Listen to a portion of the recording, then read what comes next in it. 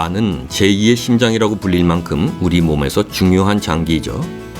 하지만 웬만한 이상이 생기기 전까지는 재생 능력이 있기 때문에 자가 진단이 잘 안 되는 장기이기도 합니다.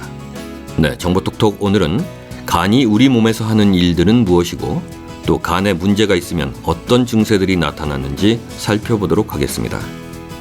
첫째, 간은 해독과 배설을 담당합니다. 간은 몸 안에 있는 천연 정화조의 역할을 하는데요. 간이 걸러내는 것들은 우리 몸으로 들어온 독소와 섭취한 약물 그리고 몸에서 생성된 호르몬 등입니다. 우리 몸으로 들어오는 독소 중에 가장 많은 양은 음식을 통해서 들어옵니다. 이때 독소의 양이 많으면 간에 과부하가 걸려서 기능이 떨어질 수밖에 없죠. 간이 제 기능을 못해서 지용성인 독소가 그대로 유지되면 뇌나 세포막 또는 생식기에 가서 붙게 됩니다. 간이 나쁠 때 집중력이 떨어지고 쉽게 피로하고 성욕이 감퇴되거나 불임이 오는 것도 이 때문이죠. 한편 약물이나 독물을 과다하게 섭취하면 간세포 자체가 견디지 못하고 손상을 받는데요. 따라서 신경안정제나 항염제, 항생제와 같은 약물을 많이 섭취하면 간이 무리하게 해독작용을 해야 해서 간에 무리가 올 수 있습니다. 술도 마찬가지죠. 술도 간에서 해독해야 하므로 술을 지나치게 많이 마시면 지방간이나 간염, 간경변증 등이 생길 수 있습니다. 활성산소는 독소이기 때문에 간에서 해독해야 되는데요. 그 수치가 높아지는 만큼 간이 할 일이 많아져서 쉽게 피로해집니다. 둘째, 간은 각종 영양분의 합성과 분해, 저장을 담당합니다.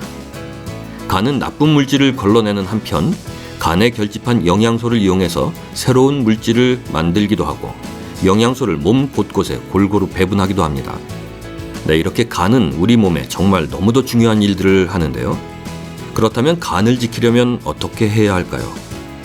간을 지키는 가장 좋은 방법은 간을 쉬게 해주는 겁니다. 하지만 제때 쉬지 못하고 피로가 쌓이면 간 속의 영양소들이 해독에 필요한 만큼 모일 수가 없겠죠. 결국 이때부터 간은 밀려드는 독소를 해독할 힘을 가지지 못해서 타격을 받게 됩니다. 간이 망가지기 시작하는 거죠. 우리가 간 건강을 지키기 위해서는 간이 보내는 신호를 읽는 것이 중요한데요.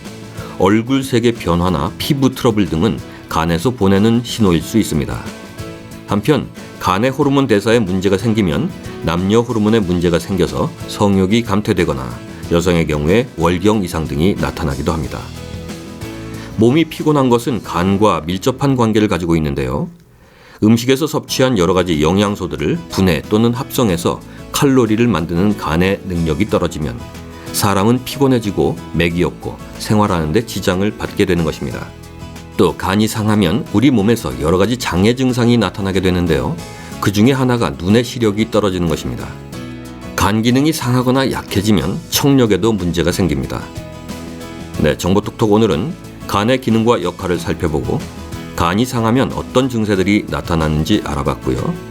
다음 회차에는 간을 지켜주는 생활 습관들은 무엇인지, 또 간에 좋은 음식들은 무엇인지 등을 알아볼 계획입니다.